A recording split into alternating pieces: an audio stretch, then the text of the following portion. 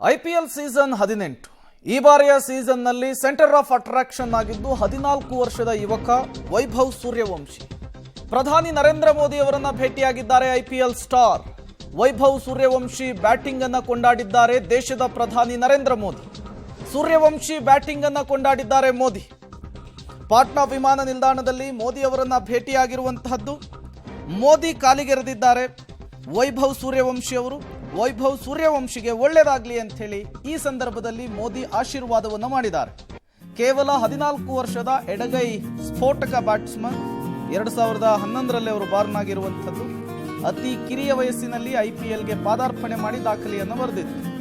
7 ಪಂದ್ಯದಲ್ಲಿ 252 ರನ್ ಅನ್ನ ವೈಭವ್ ಸೂರ್ಯವಂಶಿ ದಾಖಲಿಸಿದ್ರು. ಅದರಲ್ಲಿ ಒಂದು ಶತಕ, ಮತ್ತೊಂದು 50 ಇರುವಂಥದ್ದು.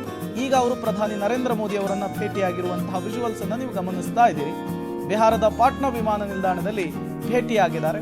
ಈ ಸಂದರ್ಭದಲ್ಲಿ ವೈಭವ್ ಸೂರ್ಯವಂಶಿ ಅವರ ಬ್ಯಾಟಿಂಗ್ ವೈಖರಿಯನ್ನ ಪ್ರಧಾನಿ ನರೇಂದ್ರ ಮೋದಿ ಅವರು ಕೊಂಡಾಡಿರುವಂಥದ್ದು. ಈ ಸಂದರ್ಭದಲ್ಲಿ ವೈಭವ್ ಪ್ರಧಾನಿ ನರೇಂದ್ರ ಮೋದಿ ಅವರ ಕಾಲಿಗೆ ಬಿದ್ದು ನಮಸ್ಕಾರವನ್ನು ಮಾಡಿದ್ದಾರೆ, ಆಶೀರ್ವಾದವನ್ನು ಕೂಡ ಪಡೆದುಕೊಂಡಿದ್ದಾರೆ.